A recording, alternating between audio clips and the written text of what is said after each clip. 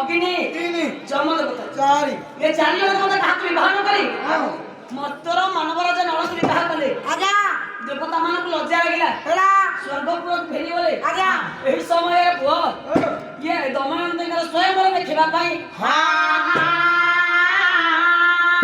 କଳିପୁରୁଷ ପ୍ରଧାନ କୋହ୍ଲେଇ ଆସୁଛନ୍ତି। ଆଜ୍ଞା ପରେ କଳିପୁରୁଷଙ୍କୁ ହଁ ଦେବରାଜ ଇନ୍ଦ୍ର ଡକେଇଦେଲେ। ଆଜ୍ଞା ପରେ କଳିପୁରୁଷ କୁଆଡ଼େ? କୁଆଡେ ହଁ ମୁଁ ଯାଉଛି ମତ୍ୟପୁରକୁ କି ସ୍ୱୟଂବର ଦେଖିବାକୁ। କାହାର ଦମୟନ୍ତୀ ଗୋଳ କାହାର ଆଉ ଅଛି ଆଉ ସରିଲାଣି।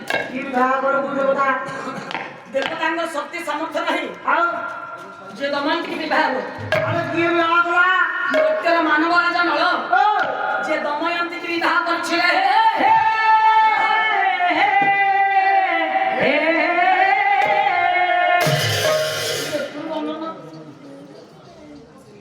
ହଉ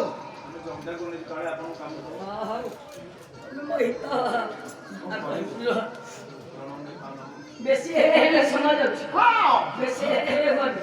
ନାଇଁ ତମ ହେ କାମ ନାହିଁ କିଛି ଧନରେ ଆମର ଏବେ କାମ ବିଚାର ମଣ୍ଡଳୀ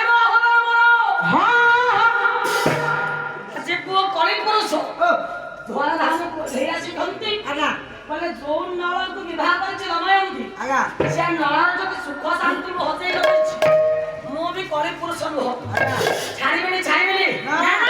ଛାଡ଼ିବିନି। କଳି ପୁରୁଷ କଣ କଣ ମର୍ତ୍ତ୍ୟପୁର କୋହ୍ଲେଇ ଆସିଲେ। ଆଜ୍ଞା ହେଲେ ପୁଅ ଓ ଯୋଉ ଦପ୍ତରରେ ଆସିଲେ ସେ କରିପାରିଲେ, ନା ଯୋଉ ଦପ୍ତର ଧରାହାମକୁ ଆସିଲେ ହଁ ସେ କାର୍ଯ୍ୟ ହେଇପାରିଲା ନାହିଁ। ନାଇଁ ନଳଙ୍କ ଶରୀରରେ ଓ ମା ନଳଙ୍କ ଗୃହରେ ପ୍ରବେଶ କରିପାରିଲେ ନାହିଁ। କଳି ସବୁ ଜାଗାକୁ ଯାଇପାରିବ, ନା ସବୁ ସ୍ଥାନକୁ ଚାହିଁଲେ ସବୁ ଜାଗାକୁ ଯାଇପାରିବ ନା, କିନ୍ତୁ କୋଉ ଜାଗାକୁ ଯାଇପାରିବ ନାହିଁ କଳି।